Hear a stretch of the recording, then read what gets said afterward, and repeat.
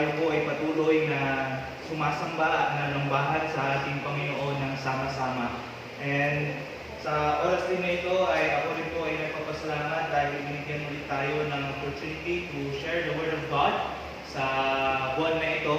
At sa habang pinag-aaralan po itong passage na ito ay talagang ay pray a lot dahil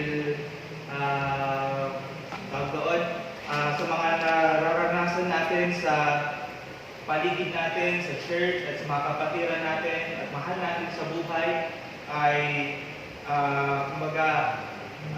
nire-reflect po natin ito at I'm so blessed and challenged about sa salita ng ating Panginoon sa pag-aaralan din natin ngayon. At kung gusto nyo po na basahin ulit natin at gusto ko po na basahin po sa inyo sa Jonah chapter 1 verses 4 to 10. The Bible says in Joshua chapter 1 verses 4 to 10, actually it's two chapters po natin na pag-aaralan o yung context na itong pag-aaralan po natin yung itong passage na ito. Okay? So, basahin ko po sa inyo. But the Lord set out a great wind into the sea, and there was a mighty tempest in the sea, so that the ship was like to be broken. Then the mariners were afraid and cried every man unto his God, and cast forth the wares that were in the ship into the sea, to lighten it of them. But Jonah was gone down into the sides of the ship, and he lay and was fast asleep.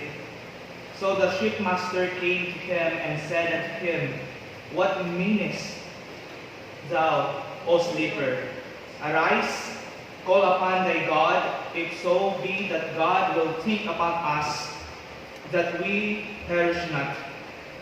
Verse 7, And they said, every one of his fellow, Come, let us cast lots, that we may know for whose cause this evil is upon us.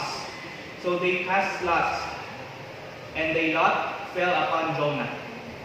Then said they unto him, Tell us, we pray thee, for whose cause this evil is upon us? What is thy occupation? And whence comest thou? What is thy country? And of what people art thou? And he said unto them, I am a Hebrew, and I fear the Lord and the God of heaven, which had made sea and the dry land. And verse 10, Then were the men exceedingly afraid, and said unto him, Why hast thou done this? For the man knew that he fled from the presence of the Lord, because he had told them.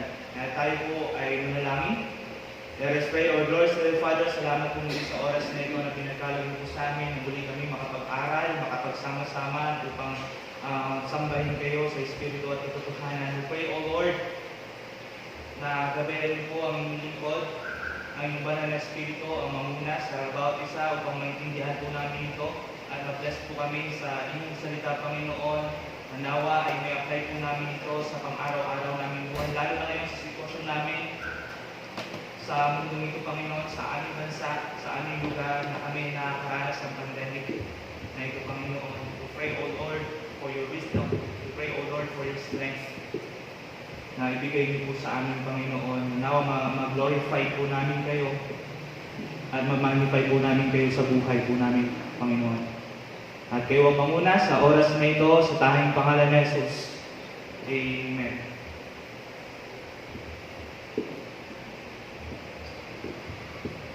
So, kung pag-aaralan po natin itong nararanasan natin sa buhay po natin, di ba, almost 5 months na tayong naranasan natin ito. Almost 5 months na tayo ay hindi nakakapag-gather. Diba? And almost 5 months na ang iba sa atin ay wala pang mga trabaho, o iba sa atin ay nakakaranas pa rin ng kumbaga pag-aalala. Diba? sa pandemic na ito. But we as Christian, the children of God, ay doon sa kinakatakutan natin, nandun yung pananampalataya natin sa ating Panginoon. Nandun yung na-establish natin yung pananampalataya natin, yung tiwala natin sa ating Panginoon. And doon din sa anxiety natin, ay doon din na-establish yung kapayapaan natin. Sa araw-araw na nararanasan natin, sa pagsubok na ito, ay meron tayong kapayapaan na nanggagaling sa ating Panginoon.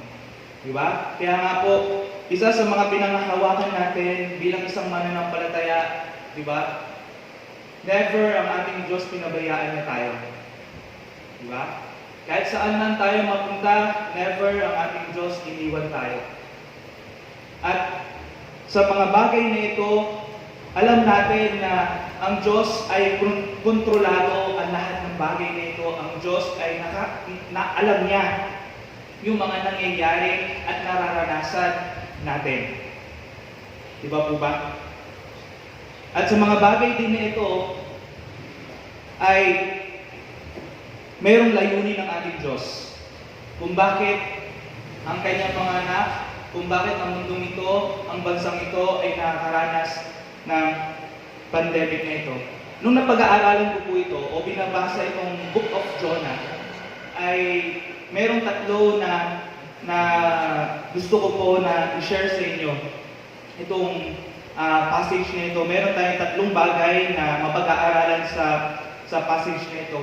Actually, this is familiar na passage sa atin. Na si Jonah, siya ay tinawag ng ating Panginoon, isang propeta ng ating Panginoon, na siya ay inutusan ng ating Diyos na pumunta sa Nineveh para magbahagi ng salita ng Diyos.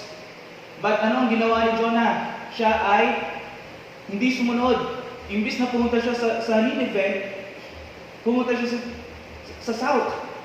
Diba? Kumbaga, pinakita doon ni Jonah na siya ay hindi sumunod sa ating Panginoon. Kumbaga, pinakita niya doon yung selfishness niya. Imbis na magbahagi ng salita ng ating Panginoon doon sa lugar ng Nineveh na yun, para itong mga taong ito ay kumilala sa ating Panginoon, hindi niya ito ginawa. At siya ay sumuway sa ating Panginoon. But ito yung kadakilaan ng ating Diyos. Diba? Kung ito talaga yung plano ng ating Panginoon sa atin, doon talaga tayo. Kahit gaano pa tayo kapasaway sa ating Panginoon, ang Diyos lagi ituturo tayo doon sa tama, doon sa landas niya. Diba? Doon sa kalooban niya. And this pandemic na ito, ang halo-halo ang mga nararanasan natin. Pero yun nga po, sa pandemic na ito, tinuturuan tayo na ma-establish yung pananampalataya natin. Tinuturuan tayo na mas lalo pang magtiwala sa ating Panginoon even though nakakaranas tayo ng mga kahirapan na ito, even though marami tayo nababalitaan ng mga negative sa mundong ito. But the positive is, nandyan ang Diyos sa atin na gumagabay sa atin, hindi kailanman tayo iniwan ng ating Panginoon. And the first one na mapag-aaralan natin dito, di ba? Nabasa natin dito sa chapter 1 verses 4 to 6 na sinasabi doon na ang ating Panginoon sabi diyan, but the Lord set out a great wind into the sea. There was a mighty tempest in the sea so that the ship was like to be broken. Then the mariners were afraid and cried every man unto his God, and cast forth the wares that were in the ship into the sea, and lightened it of them. But Jonah was gone down into the sides of the sea, and he lay, and he was fast asleep. So the shipmaster came to him and said unto him, What meanest thou, O sleeper? Arise, call upon thy God. If so be, the God that think upon us, that we perish not. Na dito sa passage na ito, Nakita natin dito na ang ating Diyos nagpadala ng great storm. Kumbaga doon pa nga, halos masira na yung sinasakyan nila. And then nakita itong si Jonah na natutulog. And the first one na mapag-aaralan natin dito, in the midst of storm, we need to wake up. Actually, itong pandemic na ito, it's a wake-up call sa atin. Diba? It's a wake-up call sa atin. Why? Tayo bilang isang mananampalataya, kung nakikita natin sa paligid natin, nagiging busy tayo sa araw-araw na ginagawa natin. Nagiging busy tayo sa mga iniisip natin, kung ano yung mga kakainin natin, kung ano yung ipangbabayad natin sa mga babayarin natin. But you know, itong pandemic na ito ay wake-up call para sa atin. Na tinuturuan tayo ng ating Diyos na i-prioritize kung sino talaga yung number one sa buhay natin. That's why, sabi nga natin, grabe, miss na natin yung gatherings. Miss na natin yung fellowship sa bawat isa sa atin. Diba? Ang sarap. Pagbaga, doon sa Facebook, puro throwback na tayo. Diba? Puro throwback na lang tayo sa mga fellowship na nagawa natin ng nakaraang taon. Diba? Fellowship and yung gatherings natin ng mga gawain na nagawa natin ng nakaraang taon. At napakaganda tignan.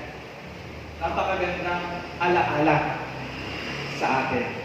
Kaya nga, nung time na nag-preach din tayo and ini-encourage din natin ang bawat isa sa atin, if God ay alisin na itong virus na ito, do we Christians ay sana mas lalong may ipakita yung pananampalataya natin sa ating Panginoon.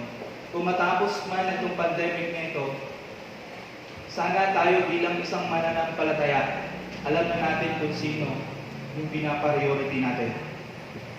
Kasi nasabi natin, na-miss na natin itong ganitong fellowship na ito. Diba? Na-miss na natin yung ganitong fellowship na ito. That the first thing that na mapag-aaralan natin in the times of this storm sa buhay natin, we must wake up. Tulad ni Jonah. Diba? Si Jonah, nung itong bagyo na ito, kasagsagan ng bagyo na ito, nararanasan nila si Jonah ay kulog.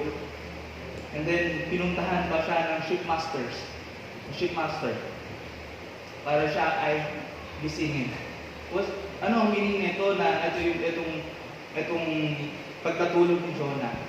Diba? Biro mo, ang lakas ng hangin, halos nasira na yung bato, pero siya ay natutulog. So, si Jonah, hindi siya aware sa mga nangyayari sa paligid niya.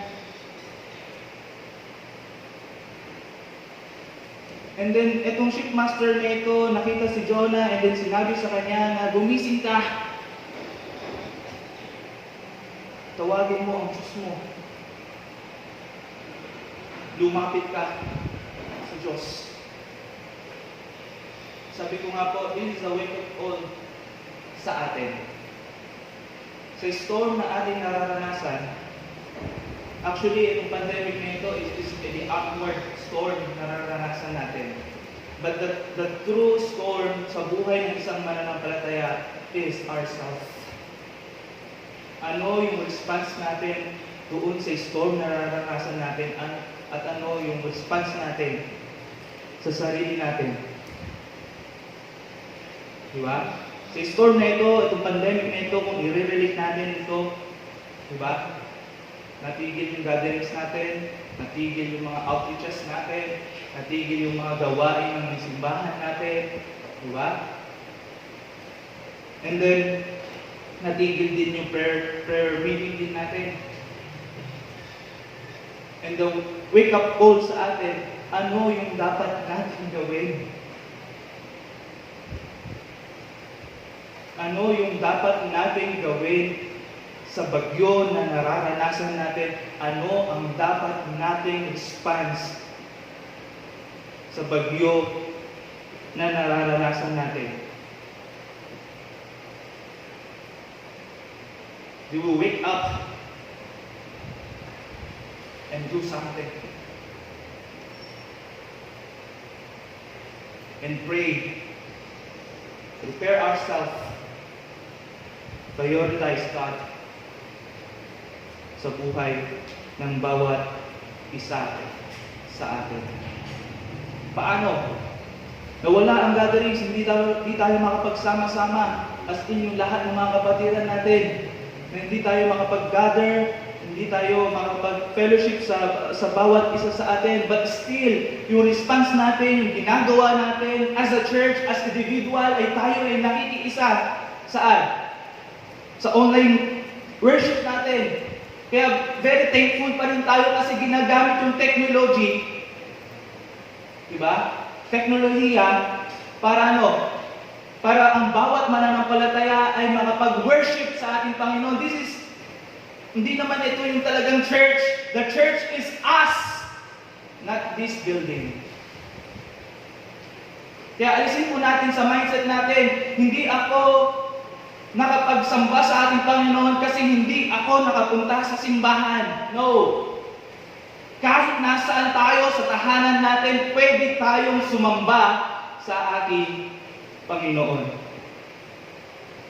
Sa ating Diyos. Very thankful nga tayo kung tutuusin sa ating pinuno Kasi concerned siya sa kalagayan ng bawat isa sa atin. Concerned siya sa ating bansa. Diba?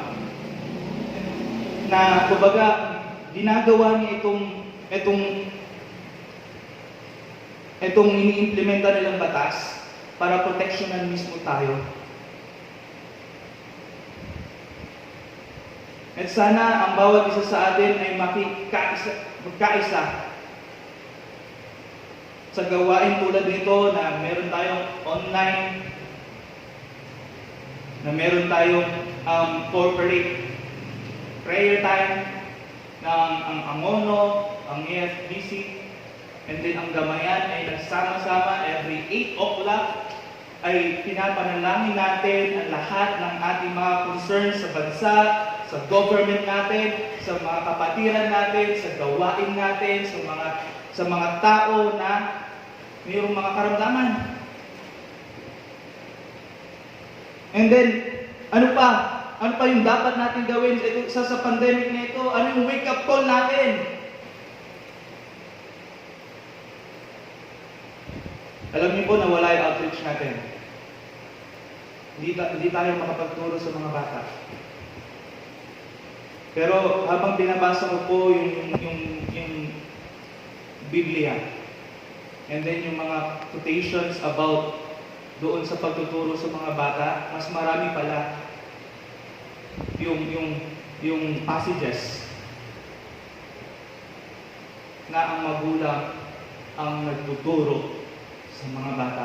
There are 31 passages dito sa Bible na dinadirect at ini-encourage ang mga magulang na turuan nila ang kanilang mga bata.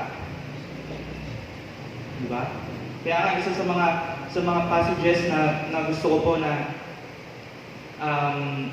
basahin ko sa inyo about dun sa pagtuturo ng mga bata sa bahay po natin, sa tahanan po natin. Sabi po dito sa Deuteronomy chapter 6 verse 4 to 7, "Hear, O Israel, the Lord our God is one Lord, and thou shalt love the Lord thy God with all thy heart, with all thy soul, with all thy might. And these words which I commanded thee this day shall be in thy heart." And verse 7, "And thou shalt teach them diligently unto thy children, and shalt talk of them when thou shalt sittest in thy house, and when thou liest down, and when thou risest up." So doon pa lang sa Deuteronomy na yan, ang Diyos, ini-encourage mismo yung mga Israel na actually ito yung Great Commandments pa Diba? Love the Lord your God with all your heart, with all your soul, with all your mind. Na tinuturuan sa atin, tinuturuan yung Israel to love God. And also, turuan din yung pamilya nila, yung mga anak nila, na mahalin din nila ang Diyos. Na kinikilala nila. How much more us, sa generation natin ngayon. Diba? Wala na tayong outreach. Natigil yung outreach natin, yung pagtuturo natin sa mga bata. But the Bible na tinuturo, yung Biblia tinuturo sa atin na tayo bilang kayo na bilang magulang,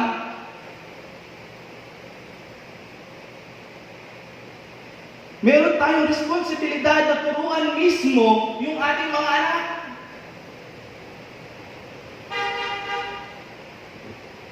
Na mahalin at kilalanin ang ating Diyos. Biro mo sa 31 passages and verses na ma-search natin o mababasa natin sa Biblia, ito ay naka-address mismo sa magulang. And as a church,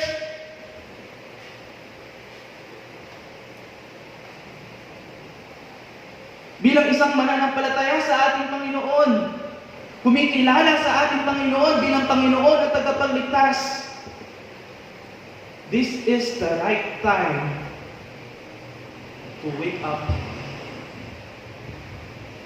and teach our children. This is the right time. Kahit nasaan tayo, pwede tayong makiisa sa pananambahan sa ating Diyos. And this is the right time na yung binigay natin na oras sa paglapit sa ating Panginoon ay tayo ay sama-sama na lumapit sa trono ng biyaya ng ating Diyos. In the time of storm, we must wake up. And the second one, in the time of storm, we must stand up. Sabi po sa verse 7 to 10, and they said, every one of his fellow, come and let us cast lots, that we may know for whose cause this evil is upon us. So they cast lots, and the lot fell upon Jonah. Then he said unto him, tell us, we pray thee, for whose cause this evil is upon us. What is thy occupation? And whence comest thou? What is thy country? And of what people art thou? And he said unto them, I am an Hebrew. I fear the Lord thy God of heaven, which had made sea and the dry land. Then were the man exceedingly afraid, and said unto him, why hast thou done this? For the man knew that he fled from the presence of the Lord, because he had told him. Doon sa passage na ito na makikita natin dito, in the time of storm, we must stand up. Na dito si Jonah, di ba? Nung siya ay, kumbaga itong mga taong ito doon sa sinasakyan nila, sa barko na sinasakyan nila, ay tinatanong siya, taga saan ka? Anong trabaho mo?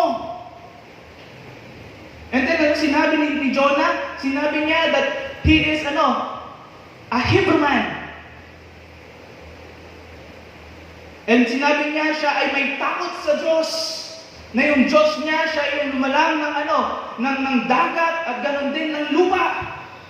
But ito yung nakakatawa eh. Di ba? Alam niya kung sino siya. Alam niya yung identity niya. Alam niya na siya ay propeta ng Diyos. Pero doon pa lang sa umpisa na ginawa niya, siya ay nag-disobey sa ating Diyos, sa plano ng Diyos, sa utos ng Diyos. But dito sa storm na ito, na tinuturo sa atin ng ating Panginoon sa passage na ito. Di ba? Na sa storm na ito, we must stand up. Ano yun? We must stand up kung ano tayo. Like Jonah himself. Sinabi niya na siya ay may takot sa Diyos. How about us Christians? Ano yung identity natin? Actually, napakaganda talaga yung sinabi ng salita ng ating Panginoon, yung mga identities natin bilang isang mananampalataya. Di ba? We are the children of God. We are the followers of Christ. We are the children of peace. We are chosen by God. And we are the light and the salt of this world. We are ambassador of Christ. We are witnesses. We are the church of Christ at marami pang iba. Kung tutusin yung identity natin, we are saved by grace through faith. Diba, kung tutusin, napakaganda yung identity natin. Yung kung sino tayo bilang isang mananampalataya. And doon sa storm na yan, do we stand as a children of God? Do we stand up as a followers of Christ? Do we stand up as a children of peace? Sa pandemic na nararanasan natin, meron tayong kapayapaan. Sa pandemic na nararanasan natin, meron tayong Diyos na inaasahan at meron tayong pag-asa.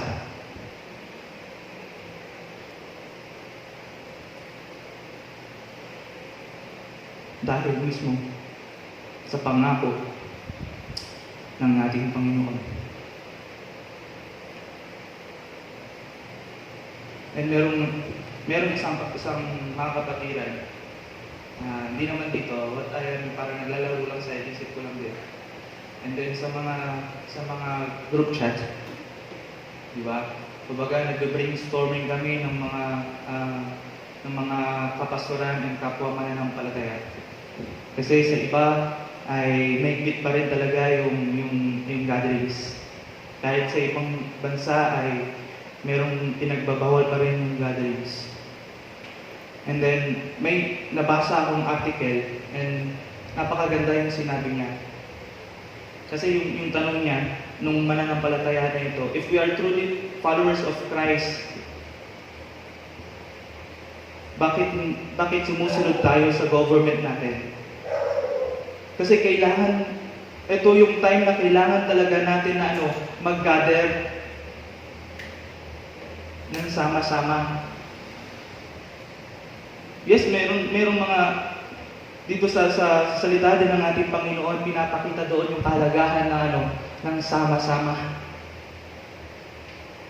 But doon sa article na nabasa ko, sa siyang apologetics, siya ay ang article na nabasa ko doon about, is this the right time na tayo ba ay mag-disobey sa government natin? Is this the right time na tayo ba ay sumuway at hindi sumunod sa protocol na ini-implementahan ng ating government? Sa Bible, sa Book of Acts, diba, in chapter 4 and chapter 5, Peter, diba, na sila ay pinapersecute, sila ay inuhuli. Tama? Sila ay inuhuli, sila ay pinapersecute, sila ay pinagbabawalan na mag-share ng gospel, sila ay pinagbabawalan na sumamba sa ating Diyos. Nasa Book of Acts yun. But this is the right time. In sa Daniel chapter 3 naman, na si King Nebuchadnezzar, diba, nagpagawa ng malaking statwa, and then ni-require niya lahat ng mga nasa sakupan niya na sa mga nasasakupan niya na sila mismo, pag narinig nila yung trumpeta nito, ay sila ay sasamba, luluhod sa estatwang yun. Pero anong ginawa ng tatlong magkakaibigan na ito? Shadrach, Meshach, and Abednego. Diba hindi sila sumunod doon? The question is this the right time na hindi tayo susunod sa government natin? And yung article na nabasa ko doon, na yung position niya, and also, this is also my position actually. Kung bakit, hindi ba talaga hintayin na lang natin na mismo yung government yung magsabi na pwede na. Hintayin natin yung kasagutan ng ating Diyos na maging normal na lahat ng bagay. At magtiwala sa kalooban ng ating Diyos. Sabi niya dito, is this the right time na hindi sumunod sa government? Kasi doon sa account dito sa Bible na sila Peter at yung mga apostles at yung mga unang mga mananampalataya na sila pinapersecute, pinagbabawal na mag-share ng gospel. At sa panahon natin, pinagbabawal pa mag-share ng gospel. Pinagbabawal pa na sumamba sa ating Diyos. Hindi naman actually pinagbabawal na tayo sumamba sa ating Diyos. Kasi kahit saan pwede tayong sumamba sa ating Diyos sa tahanan natin. Hindi rin naman tayo pinagbabawal na mag-share ng gospel. Actually, napakadami na nga sa online, sa social media. Dami na mga nag-share about Jesus Christ, about the gospel. Pero hindi naman nila inaalis ito. Hindi naman nila inuhuli itong mga taong ito. So, is this the right time?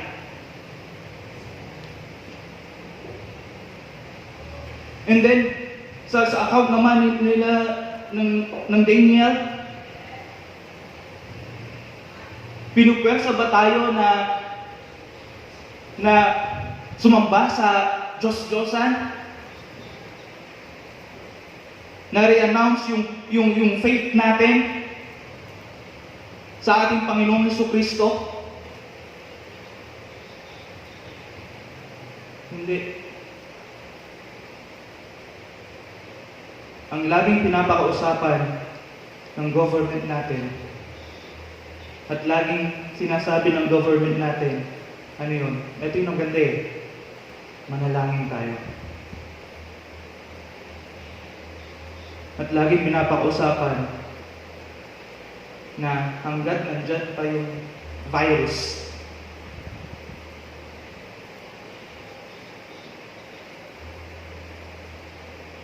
huwag muna. Pero ini-encourage tayo na manalangin sa ating Panginoon at hindi tayo pinagbabawalan na sumamba sa ating Diyos. And is this the right time? No. Kung mangyari man yun, end times na. Kung mangyari man yun, end times na. Yes, nakakalungkot. Nakakalungkot na hindi tayo makapag-gather talaga as one church. Nakakalungkot. Pero dito tayo tinitest ng ating Diyos sa pananampalataya natin as individual. Na tayo ba ay mas lalong lalago? Na tayo ba ay mas lalong magtitiwala sa kalooban ng ating Panginoon? In the times of storm, we must wake up. In the time of storm, we must stand up. And the third one, in the time of storm, we must cry out. Sabi sa chapter 2 na makikita po natin dyan, na then Jonah prayed unto the Lord his God out of his fish belly, and said, Cry by reason of mine affliction unto the Lord. And he heard me out of belly of hell, cried I, and thou heardest my voice. Na dito sa chapter 2 na ito, na doon sa chapter 1, pinakita doon yung na si Jonah ay pinakilala niya ang sarili niya na siya ay Hebrew, na siya ay may takot sa Diyos, and then sinabi niya rin sa mga kasama niya doon na siya ay takot sa dagat. And then nung siya ay tinapon sa dagat, siya ay kinain ng malaking hindi pating isda. Diba? Siya ay kinain ng isang malaking isda. And then nung time na yun, siya ay kinain ng malaking isda, nasa belly siya, at doon nanalangin.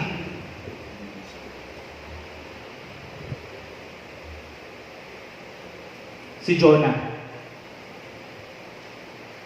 Diba? Doon nanalangin si Jonah. That siya ay nanalangin sa ating Panginoon. Kung pag-aaralan po natin yung chapter 2, pinakita doon na kinilala niya ang ating Panginoon. Siya ay nagsisi sa kanyang nagawang kasalanan sa hindi niya pagsunod sa ating Panginoon. And then sinabi niya siya ay susunod sa kalooban ng ating Diyos.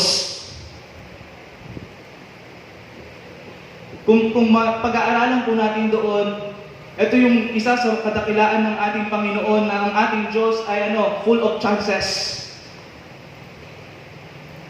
Yes, nagkakamali tayo. Yes, madalas tayo hindi sumusunod sa kalooban ng ating Panginoon, lalo na sa storm na ito.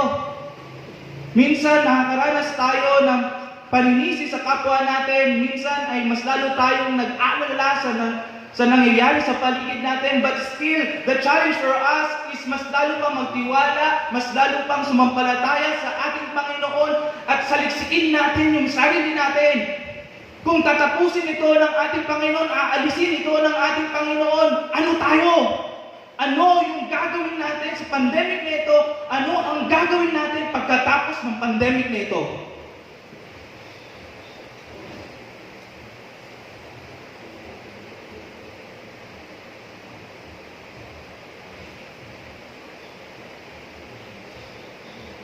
Na itong pandemic na ito, itong storm natin na ito, this is a wake-up call. Pinakita rin ng pandemic na ito yung identity natin as Christian, as followers of Christ. At ano yung right response natin sa pandemic na ito. In third,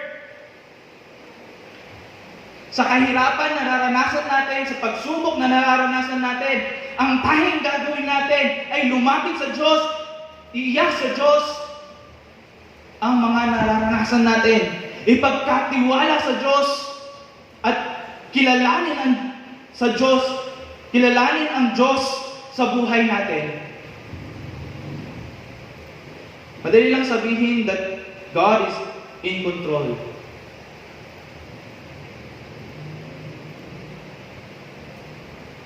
Madali lang sabihin that we are the children of God.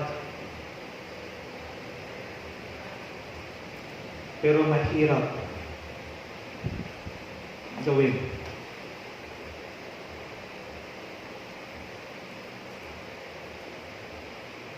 Pero bilang isang mananampalataya, ang laging i-encourage sa atin ng ating Panginoon, recognize natin kung sino ang Diyos sa buhay natin. Isa pamuhay natin kung sino tayo sa mundong ito. At kung sino ang Diyos sa buhay ng bawat isa sa atin.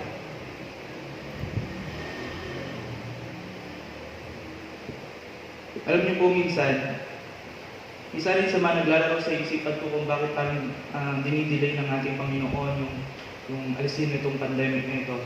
is because may gusto siyang ituro talaga sa atin.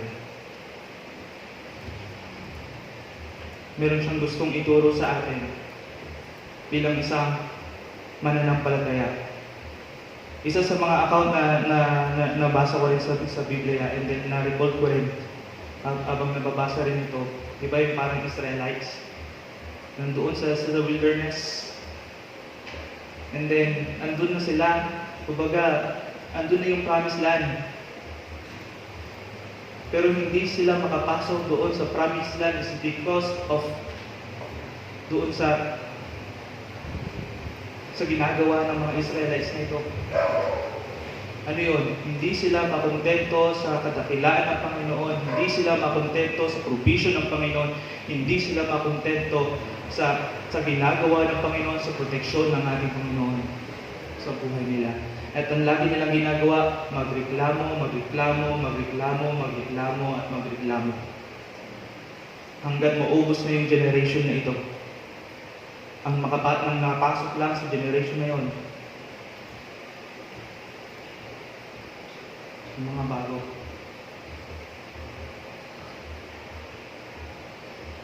Kaya minsan, isa sa mga nakikita po natin kung bakit ang tagal ng matapos itong pagsubok na ito is because merong mga mananampalataya o meron ibang mga mananampalataya na patuloy pa rin na nagrereklamo sa ating Diyos. Patuloy pa rin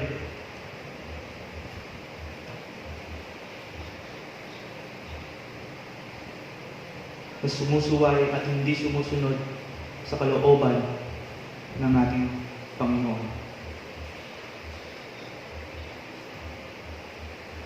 Si Jonah, hindi siya sumunod sa kalooban ng Panginoon. But the greatness is, pag tayo ay humingi ng tawad sa ating Diyos, ang Diyos ay tapat, handa tayong patawarin at bibigyan niya tayo ng second chance. And this pandemic, saliksikin natin yung sarili natin. At itong pandemic na ito, pag inalis na itong pandemic na ito, ano na ang gagawin natin as a Christian? Babalik pa tayo doon sa normal na ginagawa natin, o babalik tayo sa original na identity natin bilang isang mananampalataya. In the time of storm, we must wake up. In the time of storm, we must stand up. In the time of storm, we must cry out. Nakilalanin natin ang Diyos sa buhay natin. At isapamuhay ang salita ng ating Panginoon. Sa lahat ng nararanasan natin, when we recognize our God, the greatness of God, lahat ng bagay nito ay mabuti para sa atin. At masasabi natin, all is well. All is well. Habang hinihintay natin ang pagdating ng Panginoon, lahat ng nararanasan natin, all is well.